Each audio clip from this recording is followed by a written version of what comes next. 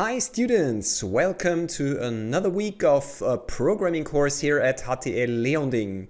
This time I'm going to prepare this video up front. I'm not doing the lecture live because, as you all know, we are in dual learning. That means half the class is at home studying in distance learning and half the class is in the school. So in order to make it easier for everybody to follow along and do the exercise that we are going to program together today, I prepared this video. Everybody can take a look at it and follow along.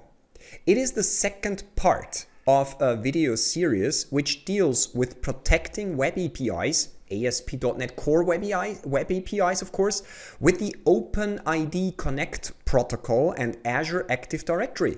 We use the Azure Active Directory of our school in this exercise. So if you are not in my class or if you're not at the HTL Leonding but you are still interested in the content, you can definitely follow along. All you need is an Azure subscription, and you can get that for free if you are a student. If you are not a student, you can get it also for free for 30 days. Afterwards, you have to pay a little bit of money if you want to use the advanced features of Azure. But we are lucky here in our school. We have an Azure Active Directory for the school, and we are going to use that one. In the previous week, we already did part 1 of this lecture. We talked about the OpenID Connect protocol, and I showed you how to register a single page app. In our case, an Angular app, because we learn how to build single page apps with Angular, how to register such a single page app in Azure Active Directory. If you haven't already watched the video, or if you weren't present, you definitely should. So please go back to our YouTube channel and take a look at last week's lesson before you do this lesson here. I will put a link to the video of last week into the description of this video here. In this second part, we assume that we have already registered a demo client in our Azure Active Directory. If you can't remember, or if you want a quick recap, go to portalazure.com and sign in with your HTL Leonding account. In my case, it's r.stropek@htl Leonding, and so on and so on. You know the URL and you know the email addresses. There we have registered our client app. You should have that already. If you don't, as I said, take a look at the video of last week. There you will learn how to register the app. Inside of the registration of the app, you will see here at Authentication that we have already set up a single page client application for the authorization code flow with PKCE. Okay, this is what we need. If that sounds strange to you, again, take a look at the video of last week. I am describing in this video of last week how you can set up this single page app. Here, we assume that you already did that. And the two important settings that you are going to need today are these two settings here: Application Client ID and Directory ID. This one will be specific to your application. It will be your client ID. This one, the Directory Tenant ID, will be the same for everybody in our school at the HTL Leonding. If you watch this video and you are not a student of the HTL Leonding, you will probably have your own Directory Tenant ID here. So please remember, here in the Overview tab, we are going to need these two GUIDs here. You can just click here and it will copy it to the clipboard. We will use that in a second. Now, let's start with creating the Angular app. We did that at the end of last week, but we're running a little bit out of time, so I had to hustle a little bit through the demo in Angular. So I decided to start with a fresh Angular application, and if you want, you can follow along from here. If you already managed to create the app successfully last week, you can use what you already did and jump forward in this video, or just rewatch it to refresh your mind so that you can remember what we did last week. So let's get going. I already prepared here a command line because I'm going to create my Angular app in the command line. Let's create a new Angular app. We do that with the Angular CLI. As you all know, I have installed the latest version of the Angular CLI. Again, remember last week, if you are not perfectly sure if you have the latest version of the Angular CLI, run npm, npm install -- global @angular/CLI. I will not redo that on my computer because I already made sure that I have the latest version of the Angular CLI. If you are not 100% sure, stop the video here, run this statement, wait a few seconds, and then continue. Now, let's create the Angular app. Let's do an ng, which is the Angular CLI, new for a new application, simple web auth. This will be the name of my Angular application. You can choose any name here. If you want to follow along here, you can choose the name as the same name too. Let's create a minimal Angular application because this is not an Angular course. We just want to have any kind of small Angular app with which you can do some experiments. We don't need a Git repository here, so we can say skip Git. That's another important option. We can say that we want to use styling with CSS, nothing fancy like Sass or Stylus, just plain CSS. As this is not a web development course, we are going to focus on security, so let's keep it simple. We don't need any routing, again, let's keep it simple. And we want to do strict type checking so that we are forced to build really beautiful and correct TypeScript and Angular code. That sounds good and that looks good, so I think we can run it. Let's do that. As you can see, the Angular CLI will create some files here and it will last a few seconds, maybe even a minute or so, until it has installed all the necessary npm packages. I will pause the video here for a second and will continue as soon as it has finished installing the packages. You can do the same. Okay, that one was successful. Everything looks nice. Package installed successfully. All the files have been created, so I think we can go on. Let's cd into our newly created directory and let's open this guy up in Visual Studio Code. Oh, that has opened on the wrong screen, but now we are good. Here you see my Visual Studio Code and you see my Angular app. Let's immediately run it. Let's do that one. So let's say npm start to start the debug version of the Angular app on my computer. That will only take a few seconds, and let's make sure that everything runs smoothly. Okay, it's coming up, it's generating the app, and now it should be available at localhost 4200. Let's check that one. Let's go to, here it is, localhost 4200, and here, bang, simple web app auth, exactly what we wanted to have. So let's get back here, and let's continue with the Angular app, because now we would like to, as our first goal, add a simple login button, a simple logout button, and some, let's say, web APIs with which we can query some data about our own user profile. This is what we are going to do. First, if we want to interact with OpenID Connect protocol with Azure Active Directory, we need, of course, some kind of package that implements the complex protocol stuff that is going on behind the scenes. Luckily, Microsoft provides some out-of-the-box implementations for an authentication library which can be used in Angular, and we are going to use that one. Let me show you what we need. I will quickly come up with the npm website here, npm.js.org, and here we are going to look for the proper packages. The first one is, let me copy that one. This one, the Azure MSAL browser. Let me zoom in for you so that you can really see it good.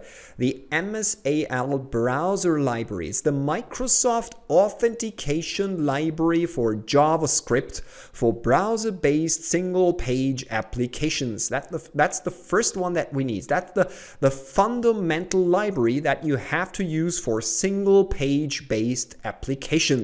And as we are using Angular, this is definitely a single page app, so we are going to install this one. As you can see, this one is pretty new. We can go to the versions as you see here. It's the version 2.11.2 at the time of recording, so that sounds good. I think we should do that one. So I copy that one, go into my Angular app, create, let's move me up here and create a new shell and say npm install. That's the first one. That will install the first dependency to our Angular app, which will help us to create a login button.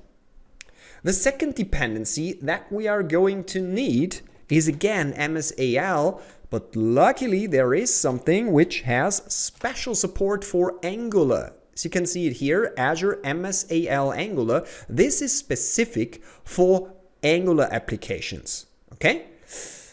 See that one? We do not recommend using this version in a production environment yet. Okay, luckily we are students, we are just learning, so we can use the latest and greatest alpha version of this library. We are definitely going to use that one. So, in your Angular application, here it is. Let's say npm install, and let's use exactly that library with the latest version, as you can see, with the latest version that you can find on npm. If you're going to rewatch this video in a few weeks or months, it might be that there is already the final version 2 of MSAL available. So please check at npm.js whether the latest version is still alpha. If it is, try it. If it isn't, take the latest production version. That's definitely the better option. Currently, we have no other option, so let's use that one. Install that. Should be done in a few more moments. We did that already last week. This is again a repetition to make sure that everybody remembers that and understands that. So we have 2 dependencies and you saw both of them. There is a third dependency that is very, very handy. That third dependency has to do with the Microsoft Graph. Can you remember last week we already discussed the Microsoft Graph? The Microsoft Graph is an API, a web API, through which you can access your entire Microsoft Cloud environment, especially Office 365, or how it is called now, Microsoft 365. So with this API, we can, for instance, get our own profile data like first name, last name, profile picture, and so on. We can list all the users in our Azure Active Directory. We can list all our groups. We can even access our calendar, our email. We can send emails. We can do all the stuff that we can do with our Office 365 and Microsoft 365 installations. Our school is using Office 365 heavily. It's good, especially now with distance learning. Programs like Teams and Outlook are very, very useful. Therefore, we are using all these products. And it is a great experience. It is a great chance to learn about protecting APIs and using authentication protocols, modern authentication protocols. So we are going to use the Microsoft 365 Cloud Platform as our study object today. So the Graph API is super important. Last week, I already presented to you the Graph Explorer. The Graph Explorer, which can be found under, let me zoom in for you, this URL. You can just Google for Graph Explorer, Microsoft Graph Explorer. You can immediately find this URL. No thanks, that's fine. Then you will get to this URL and you can sign on with your HTL Leonding account. Once you did that, you see all the APIs which are available and you can try them interactively. For us, for our first experiment, especially this one, my profile. is important for us. Click on it, and you will see that the URL for this API is graph.microsoft.com/v1.0 and me, like me, I get profile information about myself. The login token, the so-called access token, we talked last week about the access token, is injected automatically by this Graph Explorer.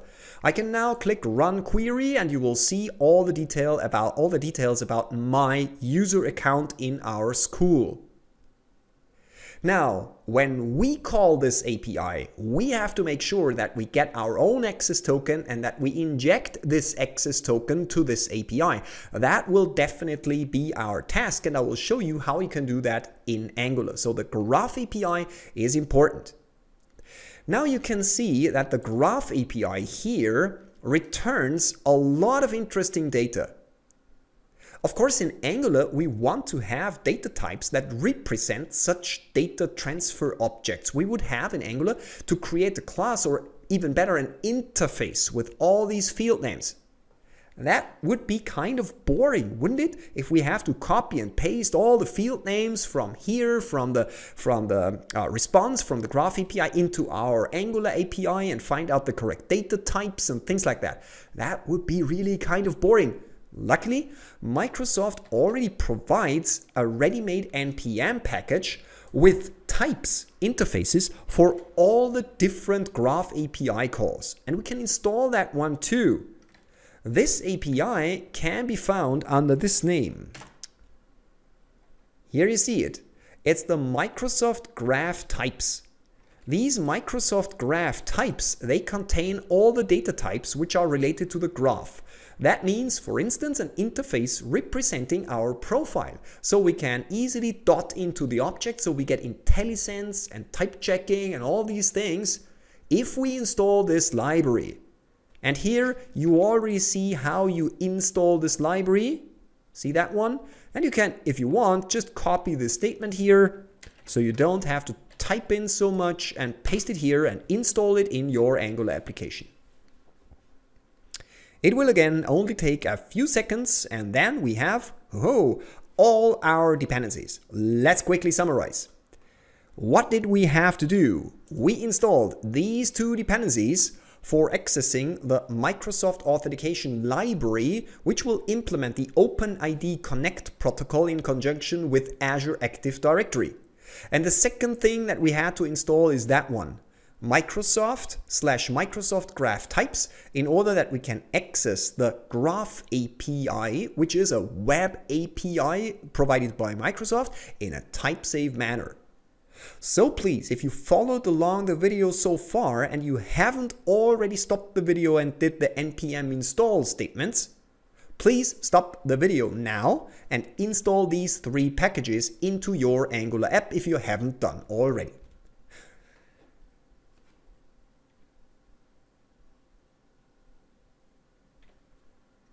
Okay, I assume you all have installed these libraries, so we can get started and implement a little bit of code. Okay? First, we need to add a little bit of configuration information to our application. For that, please open the source folder, the environments folder, and here you see the different settings for development and production. Production is not that important currently because we are not writing production level software here, so we will focus on the second one, this here, the environment.ts. This is the file where we will put our focus on. Here we can add whatever environment variables that we need. Environment variables could be, for instance, some settings and things like that. And in our case, it is the best place, really the best place to put what? Our IDs. We will put our IDs here. So please copy first the application client ID. This one, copy it. Go into the environments file and let's call this setting AAD client ID and paste here. Oops, sorry. This one is correct, and paste the ID here. This should be your AAD client ID, not mine, your AAD client ID. The second setting that we need is the tenant ID. Here you see the tenant, copy the tenant ID. Let's go to our environments here and call it AAD tenant. Now it's correct. Tenant ID, you see that one? And put it here. That again will be your tenant ID. Well, to be correct here, to be precise, this will be our tenant ID, because this tenant ID represents our Azure Active Directory environment, and that represents our school. And as we all are in the same school, this setting will be the same. If you are not a student of the HTL Leonding and you still follow along, you are very welcome, but use your own tenant ID here, because otherwise you will not be able to sign in as you don't have a user account at the HTL Leonding. Good, we have our environment. Now we need a little bit of code which I have prepared for you. It's not particularly complex and interesting, it's just two functions that we need to define. But it would be kind of hard for you to find all the correct classes, how you can set them up. So I have created, let's say, a template for the next file that we are going to need, and I will walk you through the code. Here, at exactly that point of the presentation, the new stuff will begin. Up until now, it was more or less a more detailed repetition of last week, but now we are going to jump into the new stuff. To be honest, we already did the step that we now will do in the next step, but I really rushed through it, so please follow along from here if you joined last week, because here it should be interesting for you. Please, in the app folder, create a new file which we will call MSAL, like Microsoft Authentication Library.ts. Okay? The name doesn't really matter. You could even choose a different file name, but I think it would be easier if you all use the same file name. Let me enlarge the font a little bit, because now it's getting interesting and it should be easy for you to follow along. I have prepared a short link for you which you can use to quickly get the code that we are going to need here in this file. Let me show you the quick link here. It is this one, bit.ly/MSAL, like Microsoft Authentication Library -snippets. Please use this short link in order to get to a gist, a short code snippet that you will copy. Scroll down so you find the file msal.ts. This is the code snippet that you should take and copy into your msal.ts file. So please copy this entire code, copy it here, and put it into your msal.ts file. It should work. It should probably work. And now I will walk you through the code and describe what's going on here. Well, up here we have just a bunch of import statement. Nothing special going on here, so I will fold it up because it's not that interesting. Let's take a look at that one.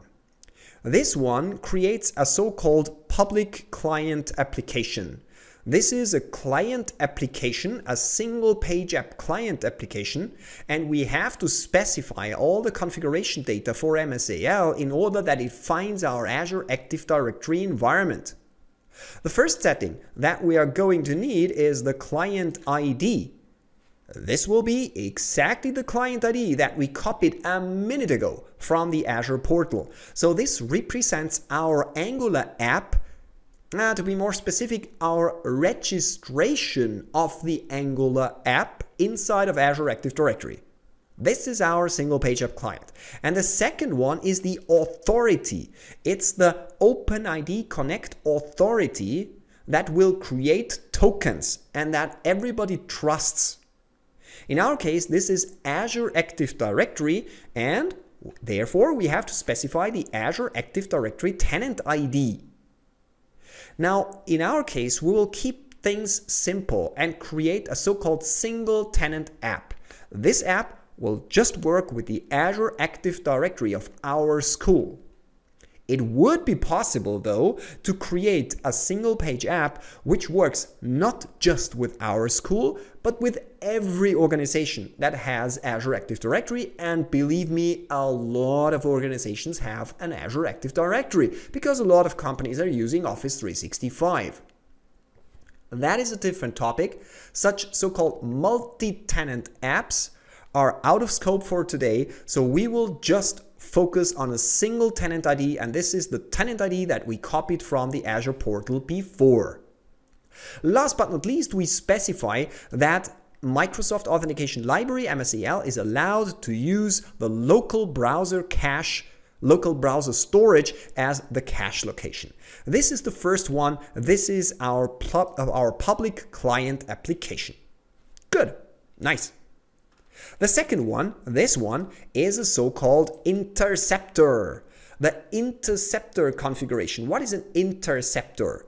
Now, if you think of your single page app, let's draw a little bit here. That is your single page app. And here you have your API here. API, like for instance the graph, the Microsoft Graph API. Whenever your single page app makes an HTTP request to your API, the interceptor here jumps in, it intercepts your call and gets a token, an access token, and injects the access token in the HTTP request. Now, where does it get the access token from? From Azure Active Directory, exactly the Azure Active Directory that we specified up above. With which user does it get the access token? Well, with the user with which we already signed in, or with which we will sign in to our Angular app. This interceptor is really, really useful. You just have to tell the interceptor which API is protected, and you have to tell the interceptor which credentials, which permissions that you need in order to access Graph API. In this case, this is the API that we are going to access. And we use two credentials here. First one is the user.read. That will give us access to our profile, and we are going to use the user read basic all in order to be able to read all the users of our Azure Active Directory. Let's quickly recap how we got these two permissions here. If you can remember, last week we went into API permissions here in the Azure portal, and here I showed you that we can specify the permission that we want our client app, our single page app, to have. And here you see we have the Graph API. How did we get to that? We selected Graph API, selected delegated permission. I talked about that last week. And then we just scrolled down and down and down until we reached, where is it? Until we reached users. Here, users, you see. And here we just found out that we need these two settings. I told you that last week. Can you remember? I hope so. If you can't, go back, rewatch the video of last week and refresh your memory. In our case, we need these two permissions here, user read and user read basic all, in order to get all the users. And exactly these two permissions, you can find them here. So let's quickly summarize. What does the interceptor do? Whenever it sees that you are accessing this URL, it will go to Azure Active Directory, take the current user which is signed in, tell Azure Active Directory, hey Azure Active Directory, I need this access token with these permissions for this API. It will get the access token and inject the access token into the REST API call. And then the Graph API call is authenticated and we can simply use Graph API. Do you ask yourself where we got this URI from? Well, can you remember the Graph API? Here it is. See? This is the URI, and here we are just going to access me in order to get the profile information. Woohoo! That is all that we did now here. MSAL.ts is done, is finished, and we can continue with the next steps in our Angular application. So let's close MSAL and go to appmodule.ts, because here, again, we have to add a little bit of code.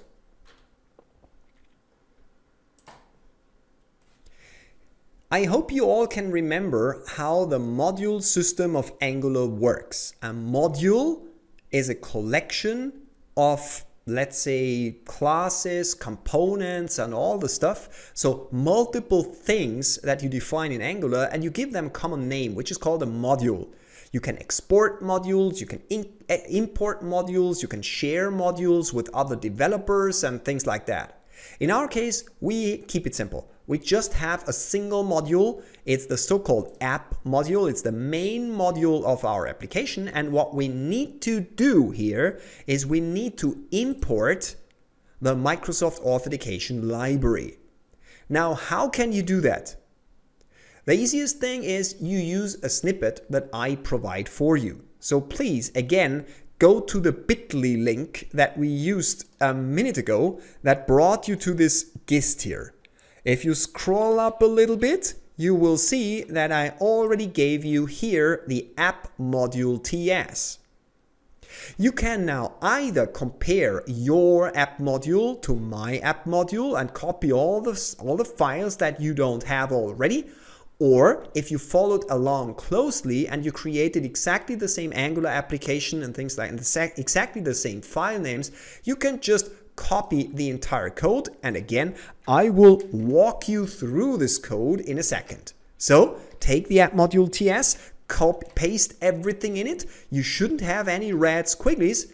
Let's take a look at the code. Up here, again, it's just a bunch of import, not that interesting. Let's fold it up here. Let's draw a little bit. Here, you see the MSAL module. This MSAL module is the base module for Microsoft Authentication Library inside of an Angular app. You definitely need to import that one, otherwise MSAL will simply not work. The interesting stuff comes here. This is the providers section.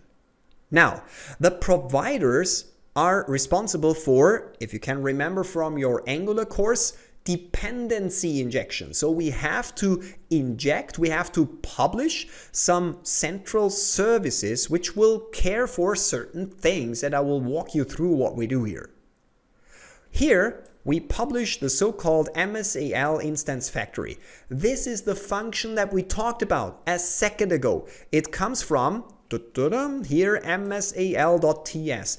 Here in this MSAL instance factory, we specified what is the ID of our app and where can the system find our Azure Active Directory tenant. This is what we have here. Now, the MSAL interceptors and the MSAL interceptor config, these are the interceptors that we talked before, which will intercept our HTTP requests and add tokens from Azure Active Directory to every single HTTP request. Again, we specify this guy up here at the MSAL.ts. And last but not least, we need also to provide the MSAL service. That's just a service provided by the MSAL module. Please use it, you need it. We didn't write it, it's just there. Let's call it Harry Potter programming, a little bit of fairy dust, it just works. That's all we have to do. And with that, our Angular app is ready for sign on. So to summarize, it wasn't too hard, was it? We had to install 3 packages. We had to add 2 functions, which provides just configuration system stuff. The client ID, the tenant ID, and some protected resources. That means APIs with permissions that we would like to have. And then in the app module, we publish a bunch of things, providers, which do all the magic for us. With that, we can get started and we can implement our login button, our logout button, and access our profile data. Let's try that. please go to appcomponent.ts. Here we are going to write a little bit of code together.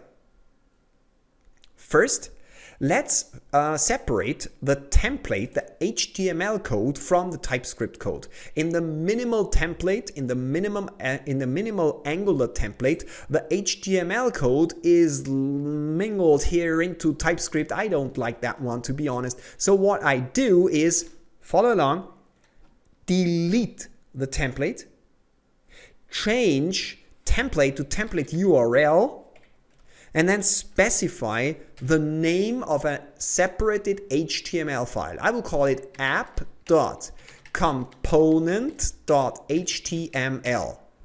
And then, of course, here we have to add the app.component.html file. Okay?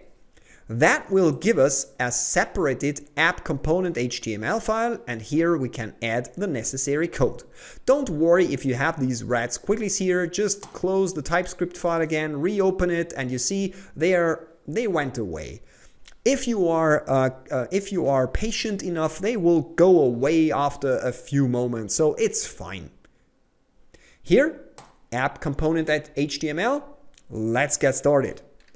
Let's add header 1 headline here. Let's call it auth sample. You can add any text here that you would like. Let's start with 2 buttons. Let's call one button which we will have login, and then let's add another button which we will say log out, just the button. Then we will have, let's say, a div, and here in this div we will add a bunch of things. Oops, sorry. No, come on. A bunch of things. Here we will add content that should be visible when we are signed in. This is the goal here in this div. Let's ignore it for the moment. It's perfectly fine if we leave it like it is. If you want to make sure that everything is good, go to your browser here and check whether you have, oh, you see, I have a mistake. Don't worry if you have this mistake. This sometimes happens with Angular. If you add files and things like that, if you make structural changes to your Angular app, then you might need to restart this ng-serve again. So terminate this process and just restart npm start again, and it should come up and hopefully serve your application correctly. Let's see if I'm right. See? Green check, I like that one, and we have 2 buttons. They don't do anything now, but we have a running app. Now, in our course last week, I saw that some of you struggled with getting the app to run. We checked various things, and for whatever reason, I personally think there was a problem with your NPM caching or whatever. Some laptops couldn't get the application to start. If you have this problem, I have a tip for you. It's not ideal, but it is a workaround if your laptop just don't want to start your Angular app. Go to AngularJSON here, AngularJSON, scroll down a little bit, and somewhere down here you find a setting which is called AOT. That stands for Ahead of Time Compilation. That is AOT. You want to have AOT in the real world. However, if your laptop continuously refuses to build the Angular app, give it a try and change this one from true to false, and then retry it. If it works, it's not ideal, but for this exercise it's perfectly fine. We can definitely continue. You should check your laptop why it doesn't work, but I know that some students have this problem, so give this a try. This might help. If you already managed to start your app and you see already that output, you don't need to do anything, you are perfectly fine, we can go on. So please make sure that your app runs. If necessary, stop the video here, then type in the necessary code, and please come back and continue as soon as your app runs. If you watch this video live while I am in class, you can of course always come to the Discord server and send me a message, a direct message, and I will immediately come and help you overcome any problems. I assume that everybody has now the Angular app running, and we can now start to add the logic for logging in and logging out. Please open the TypeScript file and the HTML file, if possible, on your screens side by side. So here we have the HTML. Let's make it a little bit smaller here. And here we have the TypeScript code. We will now focus on the TypeScript code. In the TypeScript code, we can get rid of this title. We don't need it. The first thing that we are going to do is we will add a constructor. Constructor here. This constructor receives private and auth service, which is the Microsoft Authentication Library service. If you scroll down here in Visual Studio Code, you should be able to just press enter here. It will add the necessary import. If it doesn't, I'm sorry, you have to type it in. And down here, you should see the MSAL service. This MSAL service provides the basic, the fundamental services for logging in and logging out and various other tasks. Good. Nice. That's good. Next one. We will add a function, login, which we will call whenever the user presses the login button. We can immediately connect these two. So we go here and say button click equals to login. As you can see, this connects our click of the button with the function in Angular. This will be our login method.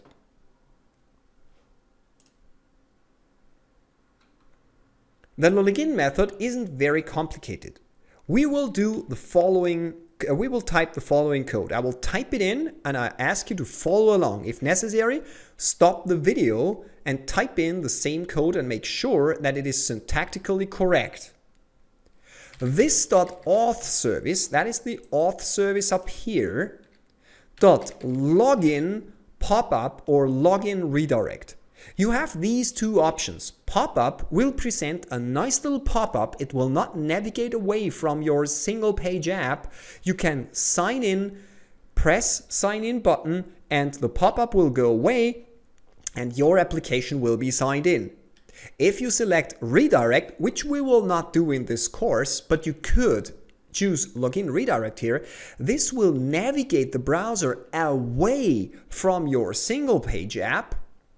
You can sign in and afterward it will redirect the browser back to your single page app, and when it will redirect back to your single page app, it will pass on the tokens in the redirect HTTP request. So in my course here, I will do the login pop-up because I find the user experience with the pop-up a little bit nicer. So let's do a login pop-up. Login pop-up is an asynchronous method. You can see that by taking a look at the result here. It says observable. That means we have an asynchronous method here, and therefore we cannot immediately process the response, but we have to subscribe to our observable. This is the way that Angular handles asynchronous mechanisms. This is nothing special. You have already learned that in your Angular courses when you did HTTP requests. Here we get a response. So we can write a little bit of code here.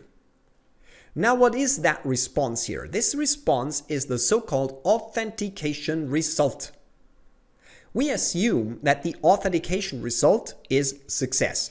We will not bother with adding complicated and sophisticated error handling and things like that. This is a beginner's course. We will keep it simple. We will focus on the most important things. In the real world, you will definitely spend more time and energy into making your app really robust. This .auth service .instance.setActiveAccount response.account. This will tell the authentication service that we have up here, that we are now signed in and we want to use the account that we just received from our pop-up. So the user has signed in with a certain account and we are activating this account, and with that we make sure that our application is now signed in. Okay? Good. Last but not least, we are going to create a small helper function, which we will do here. Check account. Let's make it private. It's really just a helper method. We will use it multiple times later on. Check account.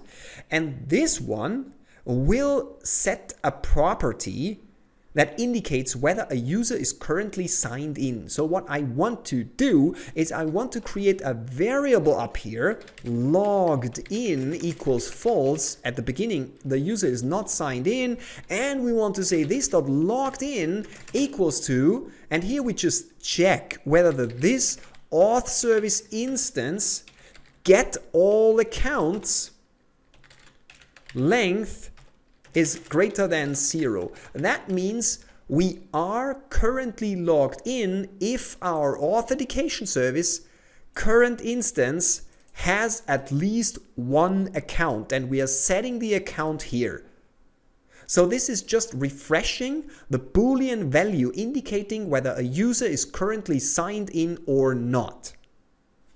Now let's go down here and call this one, this.checkAccount, to make sure that our Boolean property is refreshed because we are now signed in. Now what can we do with that one? What can we do with that one? We can use this logged in here in order to toggle the visibility of the div down here. So we can go on and say *ngIf this one logged in. So now the div will only be visible if we are logged in. So let's try that one. Let's add here, let's say H2 for instance. We are logged in, and let's do a smiley here, something like this. So this should only be visible if we successfully logged in. This is what this check account does and what the login pop-up does. Are you curious whether it works? Let's give it a try. Let's go here into our Angular application. Let's put it to the side here. Let's reload it and let's click on login. Let's see what's going to happen. Login, and you see, pops up and we are logged in already. Why weren't we asked for any kind of user or password or so on? Well, I'm already signed in here. I have already authenticated in a different browser tab. So magically everything just worked and I am logged in. Okay, let's retry that one, but this time we are going to do it in a private window. Let's add localhost 4200, press login again. Okay, you see, now I really have to sign in. I will do that now. Here, this one. I have already stored my password here in the browser cache, so I can just press sign in and stay signed in. Yes. We are logged in. Hooray. If you do that for the first time, for the very first time, then you should get an additional screen, which is called the so-called consent screen. This consent screen will ask you as a user whether you are okay with the fact that this Angular app will access Azure Active Directory on your behalf. It's like if you install an app on your smartphone. Again, if you do that, if you install an app on your smartphone, you are asked whether it's okay that this app has certain permissions on your phone.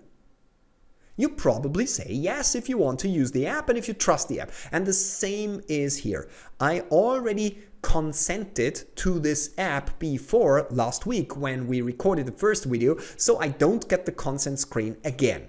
But you saw, we are now logged in. Hooray, everything looks great.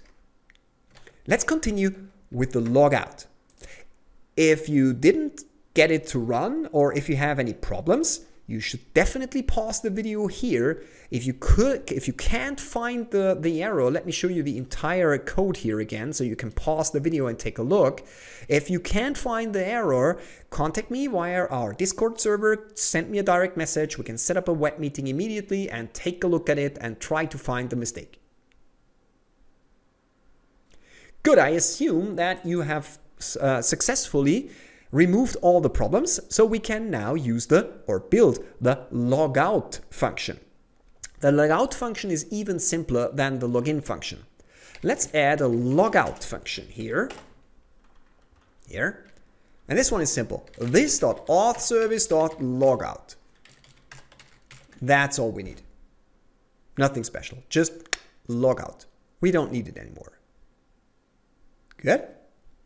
Now go here, click, logout. Good. Let's save it.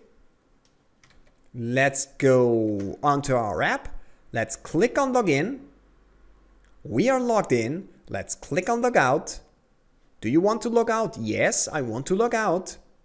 We're going to get redirected to our app in a second. Come on, here we are. We are no longer logged in. Do you want to log in again? I definitely want. Click on it, choose the user, enter the password again, stay signed in, yes, and we are logged in again. That was simple, wasn't it? I will show you the code again. See? Here, log out. Here, log out. And this is the only code line that you need. Now we have a slight problem here. A problem with this, which is really, really inconvenient. Let me show you what I mean. I am here in this browser and I am signed in, as you can see here from this excited smiley. Let's refresh this browser and you see, oh, I'm no longer logged in. Just because I pressed refresh, my login was lost? That shouldn't work like that. If I press login again, it's automatically logging me in. Why? Because my credentials, not my credentials, but my tokens and my sign-in information, whatever, however that works in details, was cached in the browser, but we don't pick it up yet.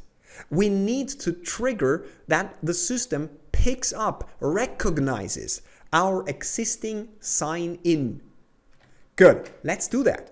It's pretty simple to teach Angular this trick. What we do is we are going to implement here, implement on init. Can you remember on init? Implements, I forgot an S here. Can you remember on init from your Angular course? It is a so-called life cycle method. Life cycle method means that we can now specify a method which is called ng-on-init. Here you can see it, just select it and that's done. And this ng-on-init is automatically called whenever your app comes up, whenever it is loaded. And all we need to do in this ng-on-init is we need to simply check and recognize that we are currently still signed in. So let's do that. This.checkAccount. That's it. Nothing special here. Let's go into our application and you see I'm currently logged in and let's refresh and we are still logged in. Refresh, still logged in until we log out. This is the experience that we want our users to have. Okay? Good. Nice. I like that one.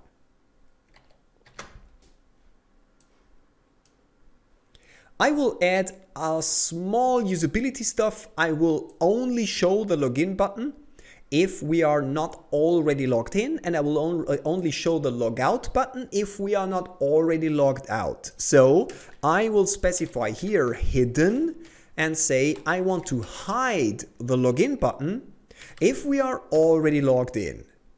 And down here, the logout button should be hidden if we are currently not logged in, means we are currently logged out. So that is a small usability enhancement that should make the life of the user easier. You see, we are currently logged in, so I only have a logout button. Let's try it. Let's click on the logout button. Let's log out. And you see, I only have the login button. Click on it again. Let's select the user. Let's enter the password. Let's confirm that we want to stay signed in. And you see, it changes from a login to a logout button. I personally like this more, so this looks really nice. I like that one.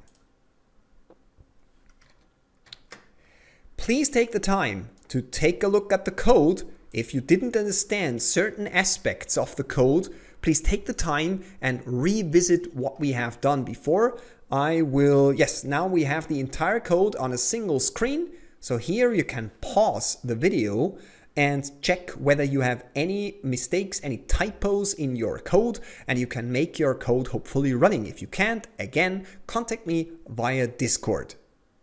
If everything works, I think this now would be the perfect time to make a short break, because now we are going to do the next step. We are going to access an API from our Angular app. This will be our second step. This will be our second exercise today. And the third exercise will be accessing our own ASP.NET Core API. And that will be the most important exercise. This is what we are fighting for. We want to see how we can protect our own API using Azure Active Directory and OpenID Connect.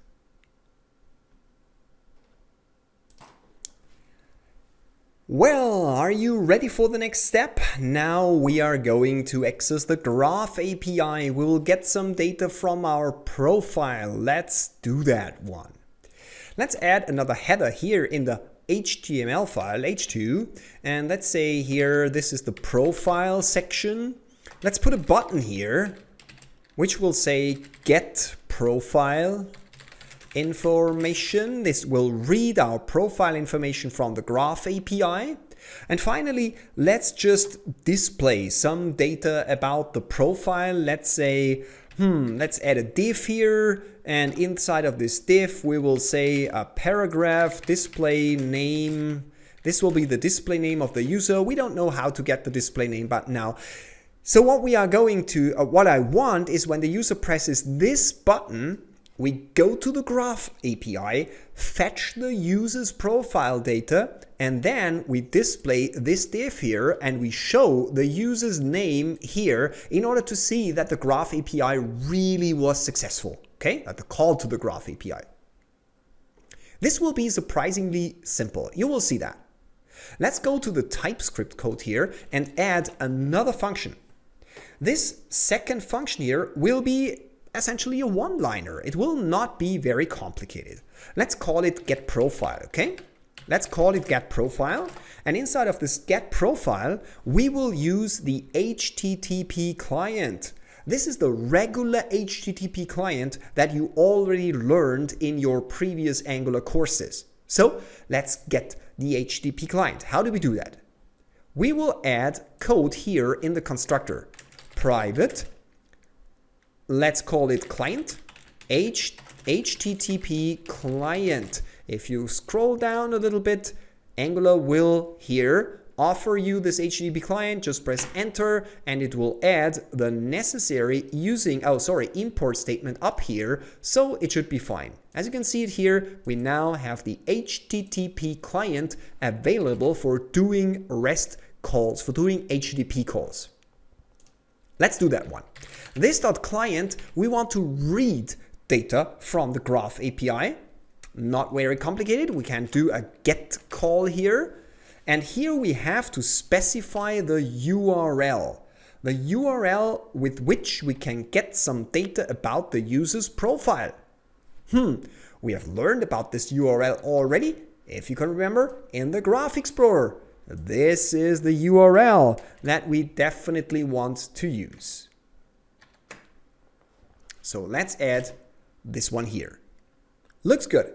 This is the API that we want to use.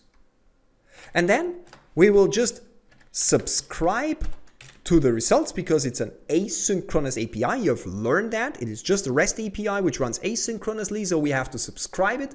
And we get the profile data, and we will simply store this profile data, this one. We will store this profile data in a variable. So let's say profile, but what is the data type? The data type has to be an interface representing all these files here, all these properties here. Can remember we did something a few minutes ago. We installed a certain package where I told you that there are types inside of this package that we can use. Now, this package is called Microsoft Graph, this one, dot user, because the user type is what we get back. So the Microsoft Graph has to be imported, and unfortunately we have to type that in. We import it from Microsoft. Here it is. You see, graph types, and here we can say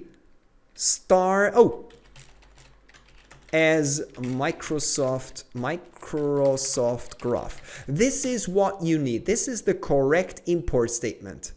You have to type in this import statement. This is the important one. You know what? I will zoom in a little bit and highlight it here so you can stop the video for a second and type in this import statement.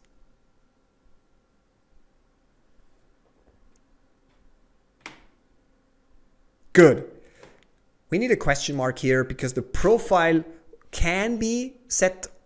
It doesn't need to be set because it takes a while until the user clicks on this button. So we will have to make it optional. This question mark means optional. So just a quick repetition concerning the TypeScript features.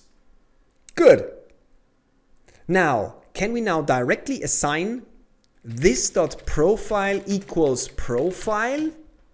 No, if we do that one, it will not work.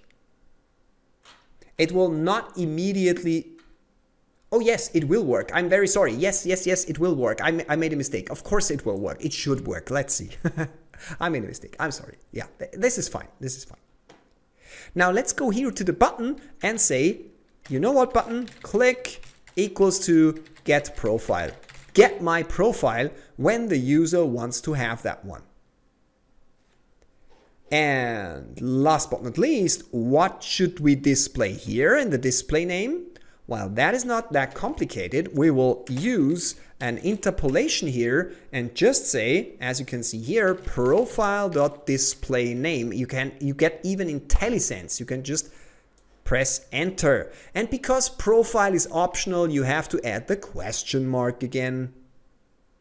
Last but not least, let's conditionally display this div here only if profile contains valid values. And that's it. That's all we have to do. Let's review our code, okay? This is the code that we have written. We have the button. This button calls the getProfile method. Oops, I'm sorry, wrong drawing. This button calls the getProfile method. The getProfile method goes to the Graph API. Here you see the Graph API. The Graph API will not allow anonymous access, so it is super important that we can remember interceptor. The interceptor comes in and intercepts the call, retrieves the access token, injects the access token into the REST API call, and when the interceptor does its job, we will get back the profile. Here it is, the profile. Once we got the profile, we will show, as an example, the display name. But we could also display any other information that you see here. So this is the display name that we should see. Stropek, Rainer, Lehrer, which means teacher in German. Let's give it a try. Let's go into our app. Let's fire up the developer tools. Here we have the networking tab. And let's give it a try and click Get Profile Information. Now what you see here is the consent screen I was talking about previously. but we haven't seen it before. Why is it now popping up? Because now we are trying, for the first time in my environment, we are trying to access profile information. And in my environment, I have never consented to that. So this one is important that we now press accept. As the user, we can now decide if we trust this demo client. If we wouldn't trust this demo client, I will of course not press accept. I will say cancel. No, I am not happy with this client accessing my valuable profile data. But it happens that in my case, I am happy with this client because I'm programming it, so I can press accept. This will now fetch a token. You see the token here. This got under the hood, went to Azure Active Directory, retrieved the token for my current account with which I'm logged in, and then, as you can see here, it will access, as you can see here, the Graph API. Oh, sorry, I have to click on that one. The Graph API, and down there you can see that it automatically injected the token. Who injected this token? Now it should be very, very clear for you. This was the work of our interceptor. This is what the MSAL Angular interceptor does. We don't need to specify anything else. It will automatically intercept our call to the Graph API. Here you see the Graph API, add the access token, and with that, we get some response. And from this response, we pick out the display name and woohoo! We got it. We have access to our profile information. In a real-world app, you would of course get more information from Azure Active Directory. Maybe the first name and the last name and the profile picture and all these informations. You get them from Azure Active Directory and you beautifully display them in a nice little area on the screen where you show the profile of the user or whatever you want to do. If I log out again, of course, everything will be gone. Log in again. Here it is. Password. Yes, we are logged in. Get the profile information. Here you are. Oh, I could do that the whole day. It works really smoothly. If we press refresh, get profile information, still works. We are good. Can we access the profile information of other users too? Of course we can. In our Azure Active Directory, we as normal users have the permission to read data of our fellow students and of our teachers, or in my case, my colleagues. So let's complete this part of our example by adding a small little Angular functionality where we can type in part of the name of a user and then get a list of all users whose name contains this part, the filter expression. I think you know what I mean. Let's do that. Let's go here in our HTML and add another H2 filter here, H2 header here. Let's say get users, let's put it that way, from Microsoft Graph. Let's say Microsoft Graph here, so that we know where we get the users from. Let's put an input type text here. Looks good. Let's put a button here. We will call it search. And then we are going to present again a div, and inside of this div we will present an unordered list, and here we will define a list of all users. Here we want to show all the users, so the user can type in a filter. For instance, here the user should be able to type something like STRO and press search, and then here we should see all the users which start with Stro, like Stropik, like my name, okay? This is the feature that we want to implement together. Good, sounds good. Let's implement this feature.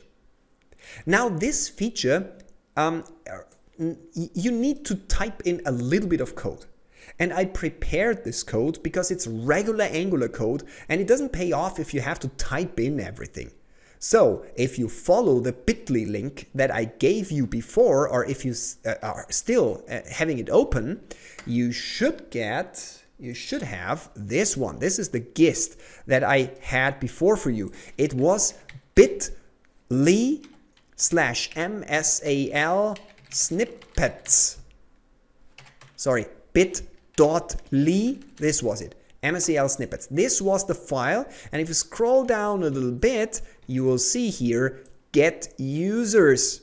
So if you don't like to type in a lot of code, just copy all this stuff here, copy, and paste it in your TypeScript file. Here it is. Okay. We have some problems here. We have to fix that one, but most of the code is already done. Let me quickly show you, before we fix these problems, let me quickly show you what this thing does. It's essentially querying the Microsoft Graph using a standard which is called OData. This one, OData, Open Data. This standard allows us to add query parameters using the $filter query string. And it also allows us to restrict the number of records that we get back in the query string using the $top. I am pretty sure that you have no idea what I mean if you have never worked with OData. So let me demo that before we do it in our code. Let me demo that in the Graph Explorer. So let's go to the Graph Explorer again, and this time we are not using the My Profile, but we are scrolling down and look for users. Here it is, and we want to have, let me see, I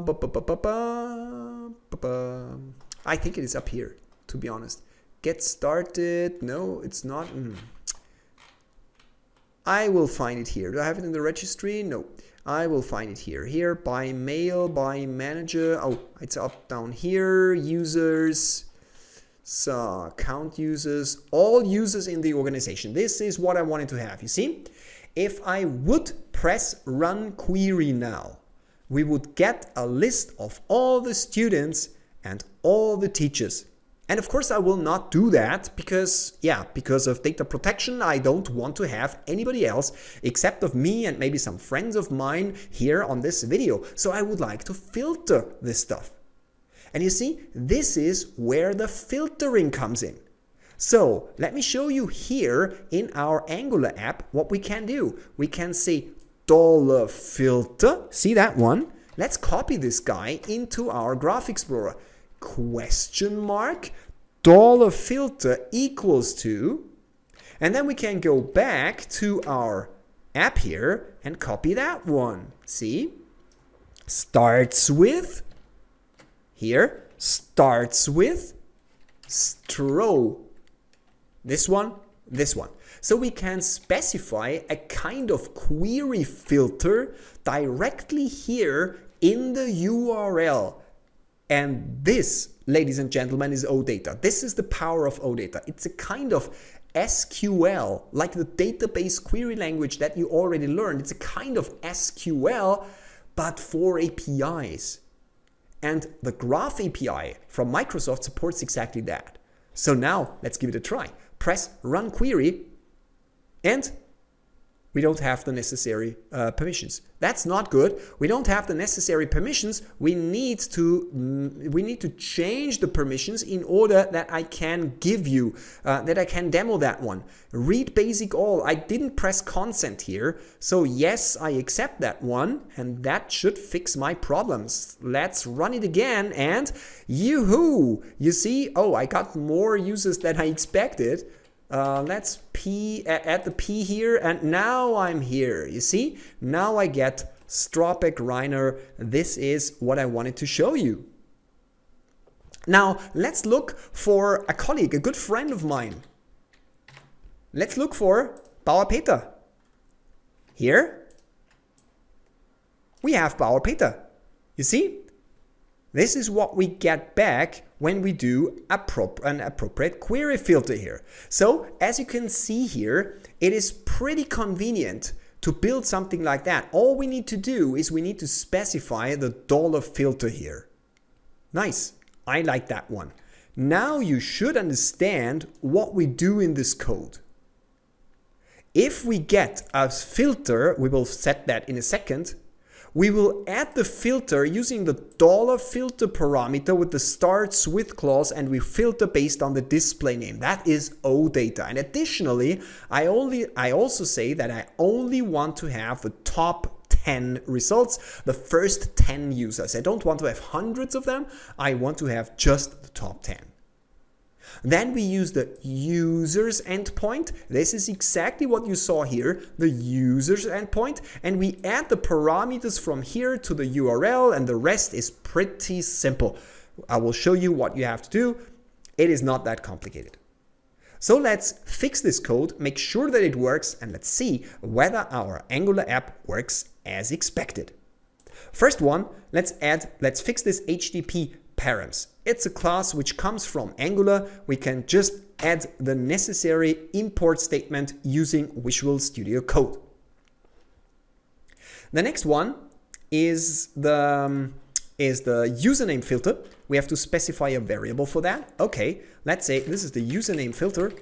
It is a string, and let's start with the username filter blank. And let's make sure that our filter box is properly bound. We need a two-way binding. Remember what you learned in your Angular courses? Can you remember the banana in a box binding? The box, and inside of the box we have the bananas, and inside of the bananas we have the ng modal. This was the two-way binding username filter. This was a two-way binding. If you can't remember what I'm doing here, please revisit your Angular exercises and your Angular knowledge you have learned about this two-way binding in the Angular course. Essentially what it does, whenever you change something in the input box, the change is written to this variable. Whenever in code we change this variable, the variable content, sorry, wrong direction, the variable content is written back to our input field here. Okay? This is what a two-way binding looks like. And now we have the username filter down here. Woohoo! I like that one. The next one is this users variable here. This is also pretty straightforward because we already have one profile here. So let's simply say we have users, again question mark, optional, and this is not just a single user, this one, but it is an array of users. See that one? An array of users, because this will store the list of our users. Now we have a slight technical problem to overcome, a small technical problem.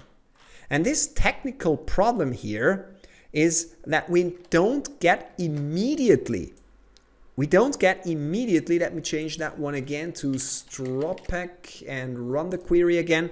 We don't get immediately the data, but OData works in the following way. It gives us on the top level an object, and inside of this object we get an array of values. So we are really just interested in this part of the result. See? We want to get rid of that part of the result. Okay? And we can do that in various different ways. The simplest way, and I see that I have done here the more elaborate way. Well, the simplest way in that area is to just get rid of this stuff and just say any here. And it will just work. The other way that I had in my snippet is a more elaborate way that you would do in practice, but that would be a very different topic, and that will be something that your Angular teacher might teach you. It's not my job and not my goal here. Just believe me, any is perfectly fine. And here you see, we are just extracting the value. We get rid of everything else. That's the only thing we're interested in. This code should already work, so let's trigger it. In the button, we say click, and in this click handler, we say get users. This one, let's call it.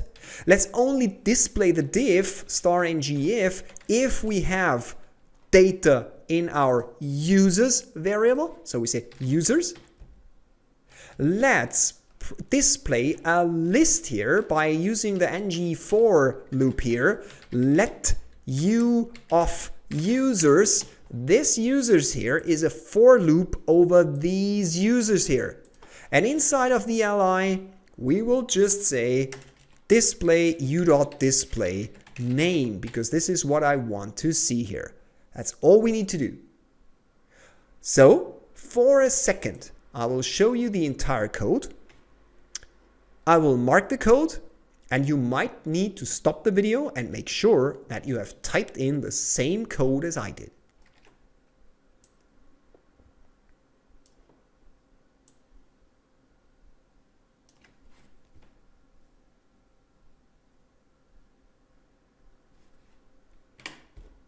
Let's give it a try. Let's see whether it works. Here we have our simple app, and I will type in, let's display the network tab here so we see what's going on. Strophack or strop like this. Search and yoo-hoo, it works. See, this is exactly what I wanted to show you. Here you see the query to the query to the Graph API. The first one is the correct one. The second one is just the options call. It's about course.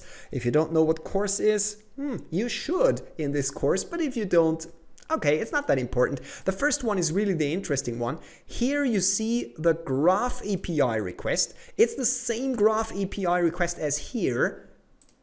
And again, our interceptor does its work, because if I scroll down, here you see the work of our interceptor, the authorization header, the bearer token, which our MSAL retrieved from Azure Active Directory. So we can now access all the different users by typing in your name. Try it. Enter my name, enter your name. It has to be a last name because we said start with, so you can look up all the display names of all your colleagues and all your teachers. Okay? I hope it works. I will go back to the code and again give you the chance to pause the video and make sure that until here you managed to get your application running and your app can retrieve your own profile data and can make searches in the Graph API. You can build a lot of interesting applications with that already. If you want, take a look at the email functionality. For instance, I could do the following. I can go to the Graph Explorer, see it here, and scroll up a little bit, and you see Outlook Mail. Do you want to check your calendar using your own API? Do that. Take a look at the APIs in Outlook Calendar. If you want to take a look at other applications from Microsoft Office, feel free to look through these things. For instance, Microsoft Teams, which channels are you in? Which teams are you in? What apps are installed? And many, many other things. You can even send general messages. So go on and play with the Graph API. You can build really a lot of interesting applications. And what's even more important for me, you will practice. You will practice Angular. You will practice OpenID Connect. You will practice working with Azure Active Directory, and that's important for me. Okay? Now, if your app worked successfully, congratulations, you have reached level 2 of this lesson. So now is maybe a perfect time for a short break, because we are now coming to the 3rd level of today's lesson.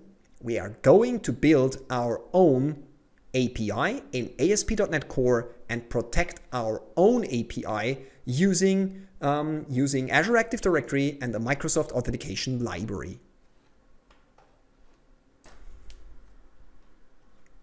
Let's get started with our own web API. I will go to the Azure portal, and here in the Azure portal, we have to go back to our Azure Active Directory. What we already did together is we created this one, the 4CHIF Stropback Demo Client. This was our single page app client. What we now need to register is our API, our demo API. And I will also call it in the same way, but at the end I will not call it client, but I will call it API. Let me show you how I do that. I click on new registration, here it is. and I enter it here, and I will call it API. Please follow a similar naming scheme. So this should be your class. This should be your name, of course not Strawpack, your name, and demo API. If you remember what we did last time, we specified single tenant, and we will stick to that. Single tenant. You can ignore this setting down here. We don't need that. They are for more advanced scenarios, which we will not cover now. Register. It will only take a second or so. And now we can continue to implement our API, now to configure our API. Now the API is not interested in the authentication part because no user will authenticate with an API. An API is nothing that a user is directly consuming. It's for machine-to-machine communication. One program, one app communicates with the API of another app. Authentication is for the user.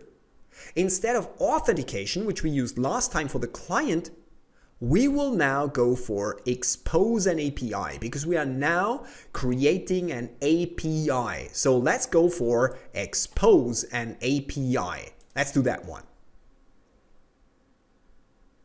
Here in the scopes area and up here in the ID, we have to work. We have to do our work here. The first thing that I want you to do is I want you to set an API URI. Now here you can essentially enter any URI. You could enter API //migrateapi.migrateserver.com, whatever. It has to be unique. It has to be worldwide unique. So this is the reason why Azure by default assigns you a random GUID, a globally unique identifier. For our course, that's perfectly fine. In real world, this might be the official URI of the company that you are working for. But in our course, a simple GUID is perfectly fine. Let's do that. Let's use exactly that URI. Hit save. Now, can you remember what we had with the Graph Explorer with all these permission stuff? Now, the Graph Explorer or the Microsoft Graph has a lot of permissions. A lot of permissions are available here. And here, when we define our own API, we can also come up with our own permissions. Now, this depends on what your API is doing.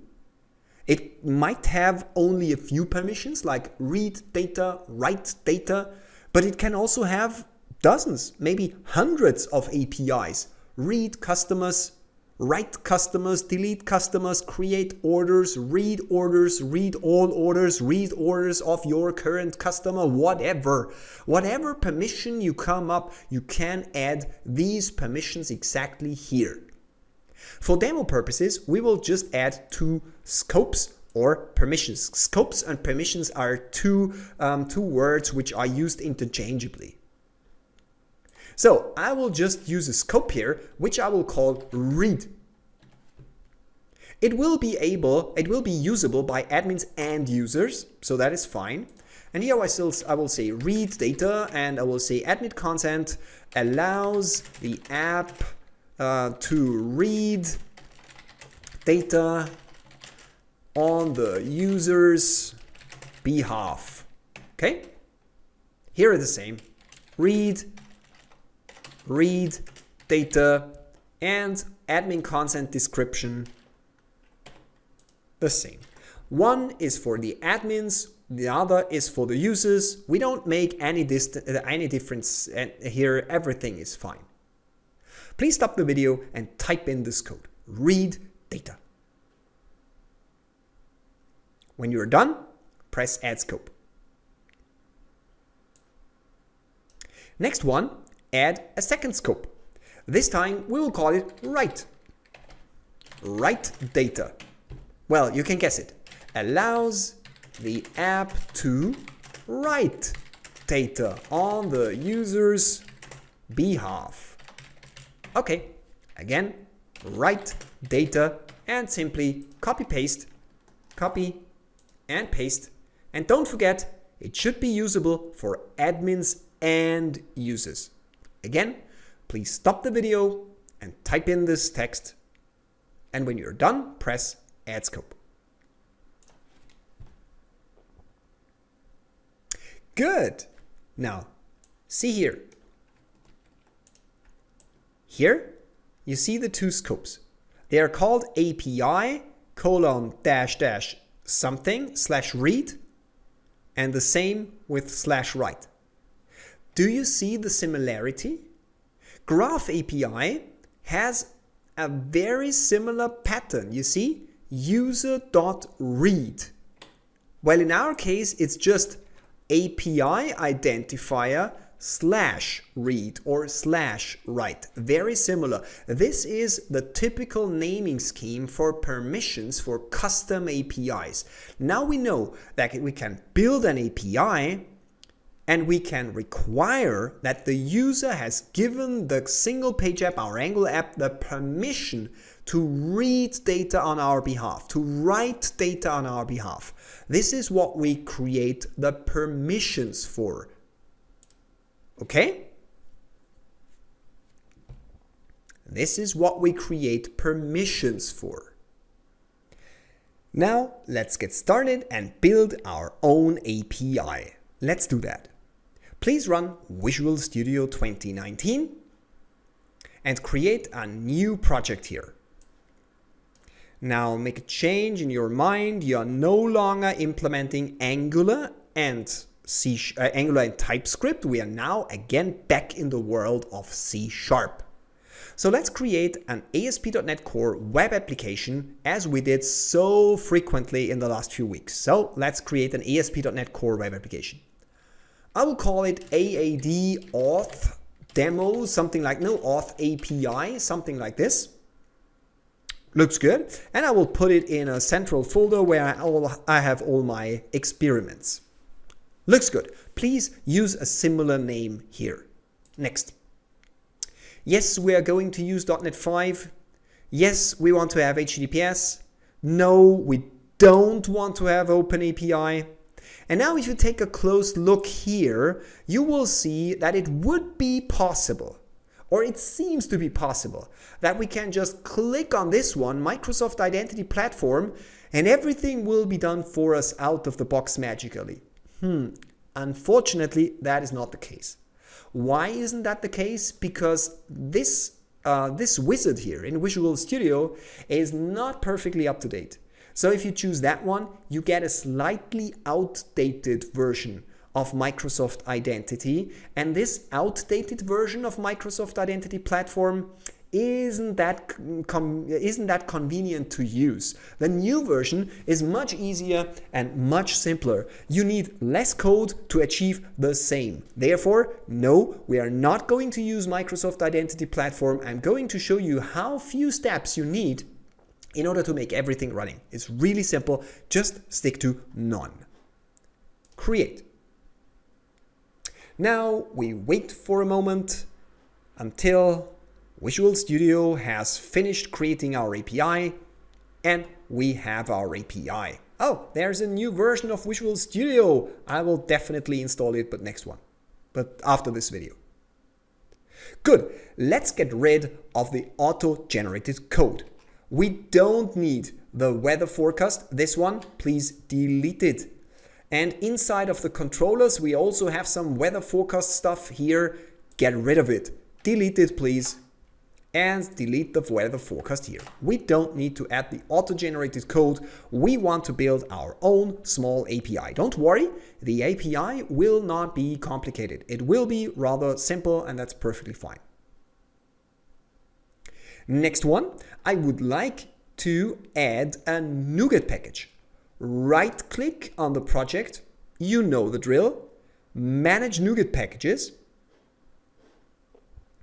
and here we browse for, let me zoom in so you can see what I'm doing here, Microsoft.identity.web. And that will give us the latest and greatest version of Microsoft Identity Platform, which should, at the time of recording be 1.6. Let's install this. That is the only NuGet package that we need to do the trick. It will do all the necessary token handling, protection of our API, everything. Really, that is the only NuGet package that we need. Again, if we take a look here, Microsoft Identity.web. This is the NuGet package that we want inside of our ASP.NET Core Web API. The next changes have to be done inside of our startup class. What do we have to do inside of our startup class? Just like with Entity Framework, we need to add a little bit of services to our dependency injection. Can you remember with Entity Framework here, we said something like services.add blah blah blah entity framework use SQL Server and so on? Well, if we want to protect the web API, we will say services.add Microsoft Identity Web API Authentication. Because we are building a web API, we use the web API authentication method here, and now we need a bunch of configuration information, and that's nothing new for you. We have this configuration file, app settings. Can you remember it from Entity Framework? We had our connection strings inside of this app settings file. So we can just read this one from configuration. This configuration here is just a pointer to our app settings file. Yes, we will have to add some things here, but still, that's perfectly fine. Now, we have to add two more things here in order to get everything running. This has nothing to do with the Microsoft Identity Platform. It's just if we want ASP.NET Core to do authentication and authorization for us, we have to add them to services.add authentication and services.add authorization. These two are perfectly fine. That will give us all the necessary infrastructure that we need in ASP.NET Core. Just these 3 lines, and we're good. Let's scroll down to the configure method. Here we also need to add a little bit of code, but really only a little bit of code. Not a lot, just 3 or 4 lines, that's all. The first one is here. We are going to add course. Use course, of course. Use course. Course, remember we had that in another course, in another lecture.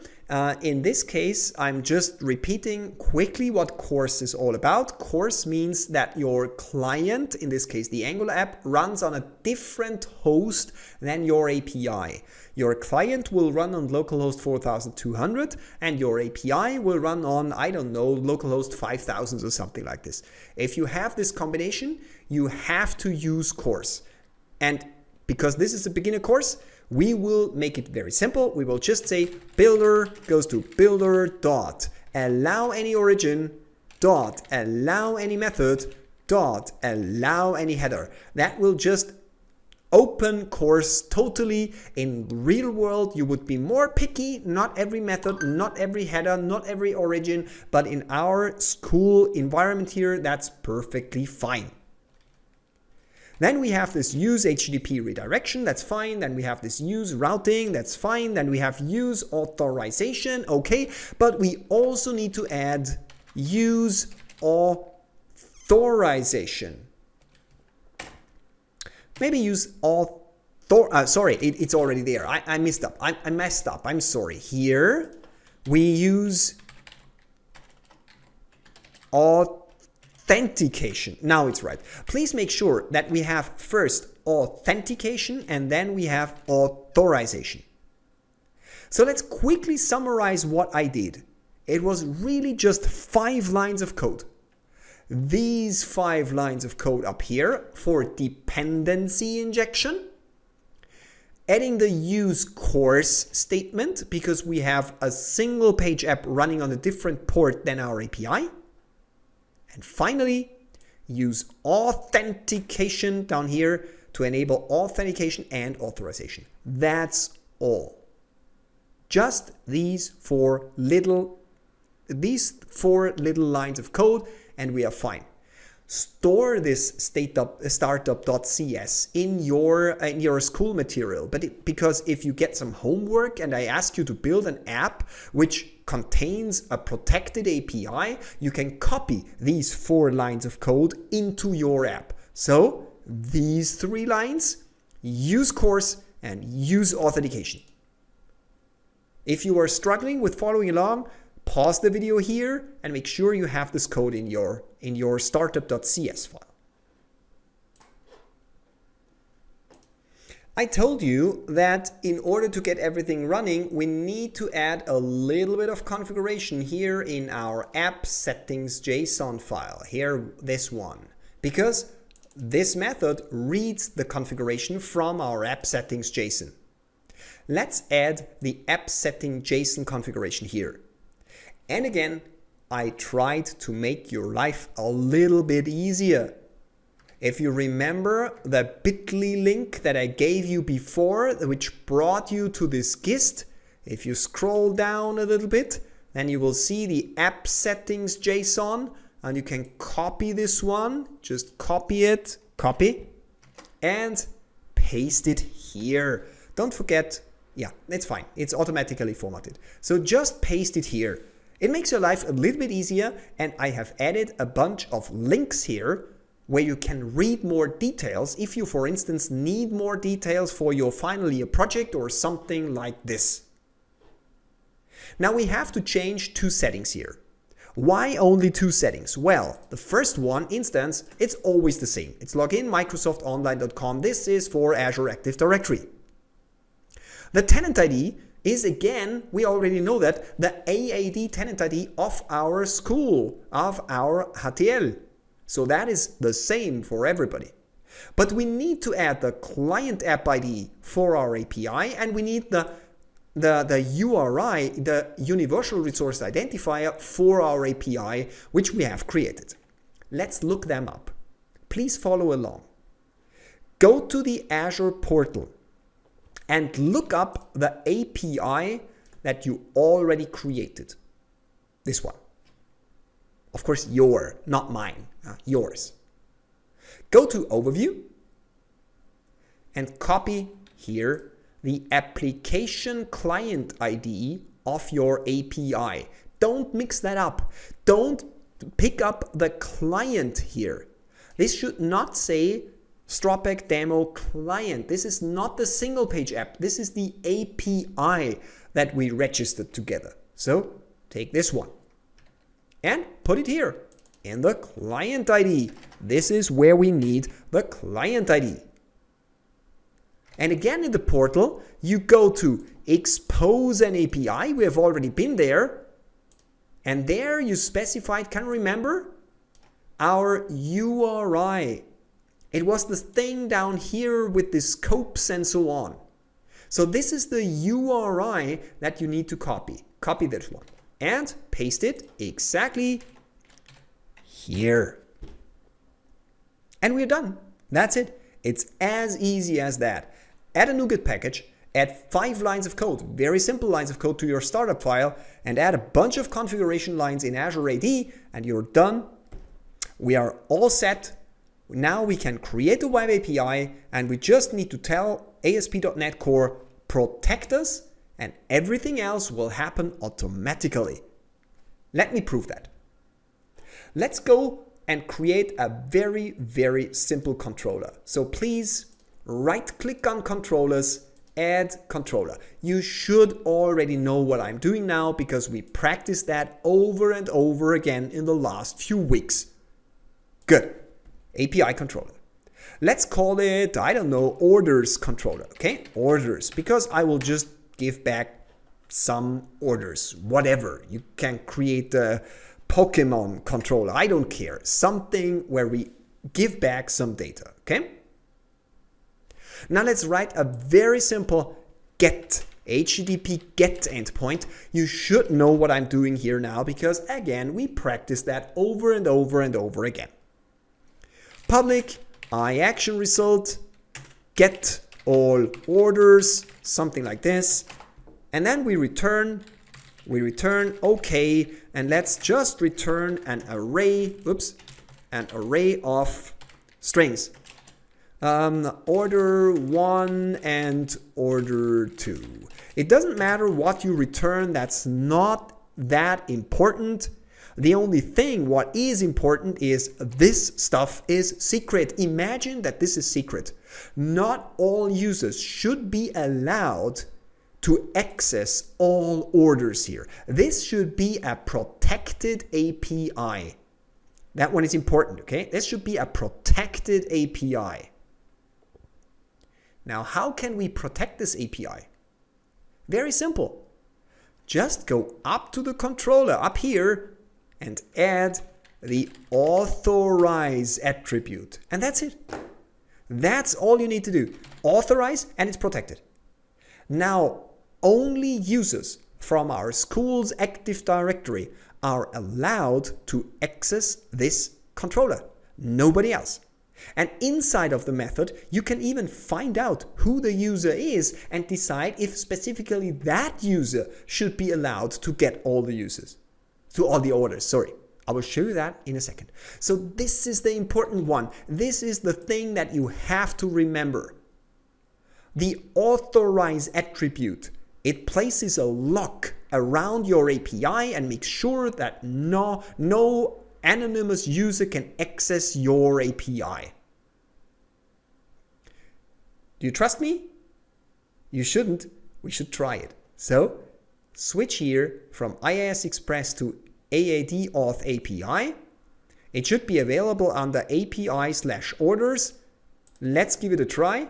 Let's run the API. It should come up. Good. And let's say API/orders. And what do we get? Nothing. See? 401, forbidden, unauthorized, unauthorized. It's not accessible. It says error. You are not allowed to access this API. This is Web API authentication.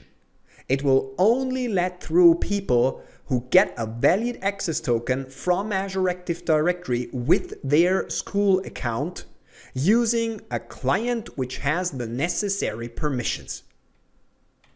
Okay? Do you want to see whether that works from our Angular app? Well, this will be our last step for today. It will be our last, let's say, 10 or 15 minutes, and then we are through. We've finished the entire exercise and we have protected our API. Let's see whether it works. What do we need to do in order to make our Angular client ready to call our API? We have to go back to the Azure portal again. If you remember what we did for our client, again, please, I'm now accessing the client, not the API. If I go to the client, we already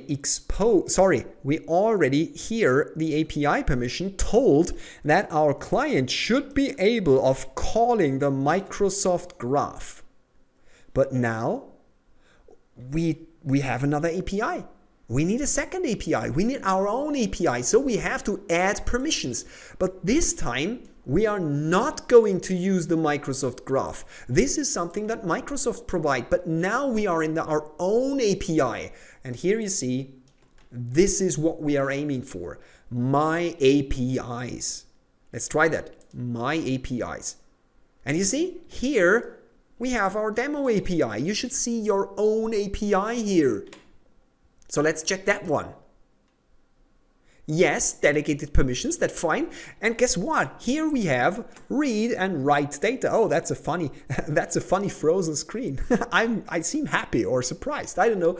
Yes, we have read and write, and our application should be able to read and write data. Add permissions. Good. See?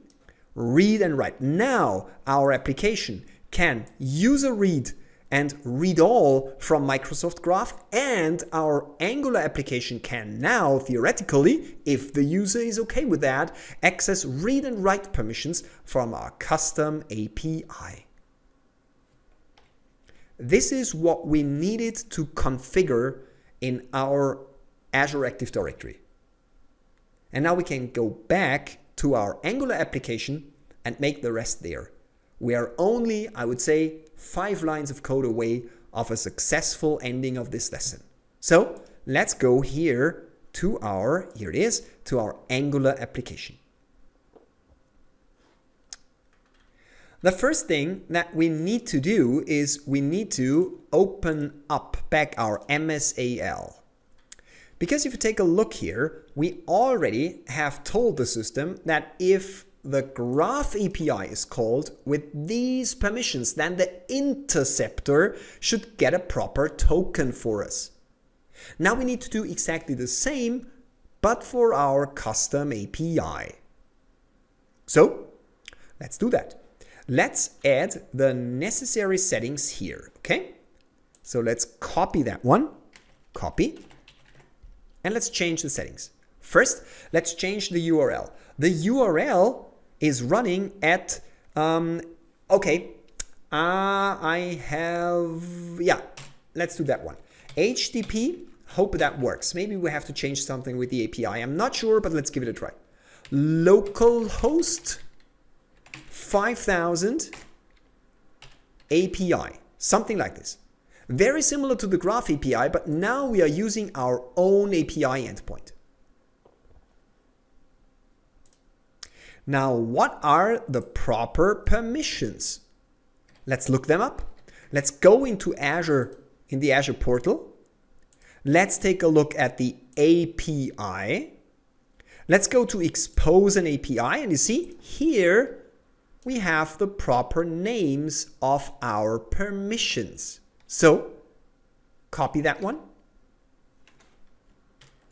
this one, and copy the second one, this one. Do you see the similarity? Here, Graph API, here, our own URL, here, permissions from Graph API, here, permissions from our own API. It's exactly the same. And the interceptor will also do exactly the same, work that it did before, but now with our own API. Good. We are nearly done.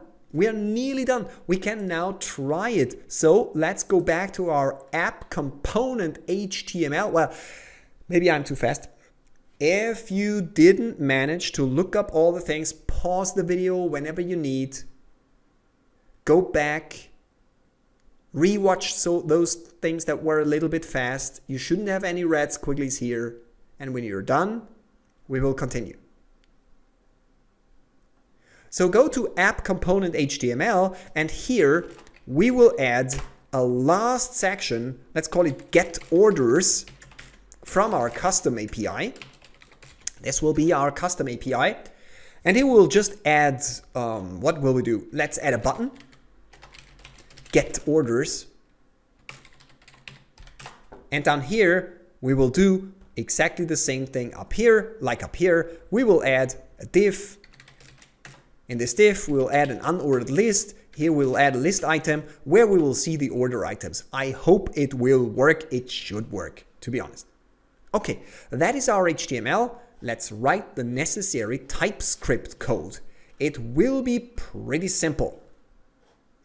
Let's go to the TypeScript code down here, and maybe, I would say we simply copy the get profile area here, because our code will be very, very similar. So please copy the get profile code and rename it to get orders.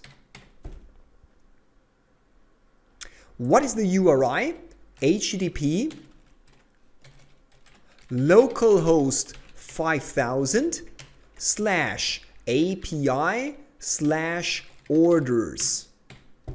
That is what we created in our API. We will not get back a profile, but we will get back orders. So let's store the orders here, orders in a member variable. And let's create this member variable here, orders, optional string array. Why did I create a string array? Well, let me quickly refresh your mind, because I'm here returning a string array. That is what I wanted to show you. So let me show you the code again.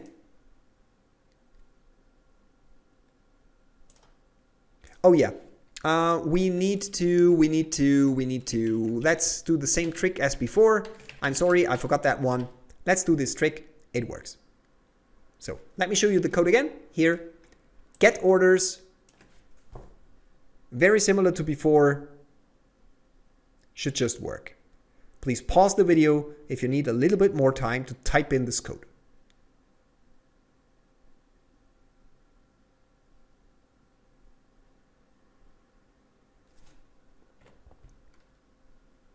Good. Now let's finish the HTML file. And that's the last code that we are going to type today. Get orders should click here with get orders. Okay, that's not a big surprise. The div, the result should only be visible *ng if we have orders. Now the list items should be again a loop. I will type it in rather fast because we did exactly the same loop up here. So ng4 let o of orders and display the order. Do you see the similarities? Up here, down here, it's nearly the same. Same ng if, same button, same for loop, same display, very, very similar. The interesting thing will be whether the interceptor now injects an access token for our custom API. And this is what we are going to test now. So let's go into our browser here in the simple web app. Here we have it. You see it was reloaded and now we have our get orders down here. The only thing that we can do in order to try it is press the button. Let's see if I screwed up. I haven't tried this one before, so maybe we have to fix something. Let's see. Click on get orders. And what we get is another consent screen. Why did we get another consent screen? Because of that. That's a good sign. Because now our app wants to have additional permissions. In Azure Active Directory, we told the system that generally this client here should be able to access our custom API if the user is okay with it. And now as a user, I'm asked, hey user, this client app, Angular, wants to access an API, our demo API, and wants to write data and read data. Are you okay with that? So, yes, I am okay with that. So I click accept. And pending, pending, pending. Oh, it can't work because I didn't start the API. That was a stupid mistake. So let's start the API and let's go back here and let's retry it. Get orders. And order 1 and order 2. And if we take a look here, guess what? This is the magic of our, what is the component that is working here? Interceptor. The interceptor has now recognized that we access a custom API and injects the token into our web API call. Now this token will be read by ASP.NET Core because of this authorize method, and only because this token is valid and present, it lets the call through. And now, how could you do some permission checking here? Very simple. If you want, add a breakpoint here. Go to your Angular app again, click on get orders again. And now inside of the watch window in the debugger down here, just type in this dot HTTP context dot user. If I open that one, if I go down and open all the claims, the result view, guess what? Here you have all the data from Azure Active Directory. You can just use this small little variable, HTTP context.user, and check all the different claims. Check the last name, the first name, check the display name, check the IP address, check all the different things. You can even check the scopes. You see that one? Did the user consent to all the scopes, read and write?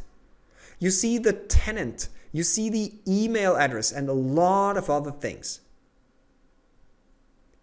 Today, we will not dive deeper into how you can professionally add some authorization, not authentication, authorization, how we can do that in a very professional way. We will probably not have the time in this course to dive in deeper, but I'm pretty sure that you can look up this information in the documentation and find it if you need it, for instance, for your final year project. This might be a topic for later in this year or for next year.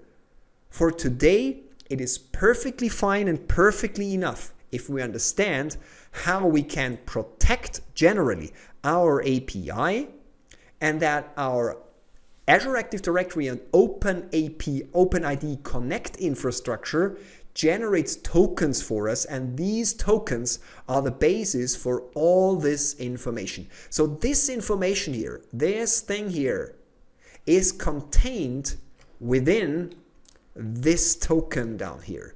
This stuff, it is base 64 encoded. This stuff contains the information that you receive here in your current user's claims. And from that on, we can write a lot of code and say, if user is this, or if user is that, or is this user in a certain group or something like this. We can do that exactly here. Oh, I'm happy. I'm happy about our successful experiments. We have, let's quickly summarize that. We have done login, logout with Azure Active Directory and OpenID Connect. We have successfully accessed the Microsoft Graph for our own profile and for a list of users. And last but not least, we have created our own ASP.NET Core API and protected the API with our school's Active Directory. Now you can build great applications. Applications which can be used only by your team members, only by your class members. You can now protect your data in your maybe cloud applications or school applications, final year projects and things like that using the school's Azure Active Directory. I hope this was an interesting lesson, and we are going to get back to this topic again in the upcoming weeks, practice more and more, but I hope you got the basic information, the fundamental principles already today. And yeah, with that, I think we can call it a day. I'm looking forward to seeing you tomorrow. I'm recording that the day before our lesson, and tomorrow we will have time to discuss the details and the exercises and any problems that you have live in class. Thank you very much. Enjoy the rest of the day. Goodbye.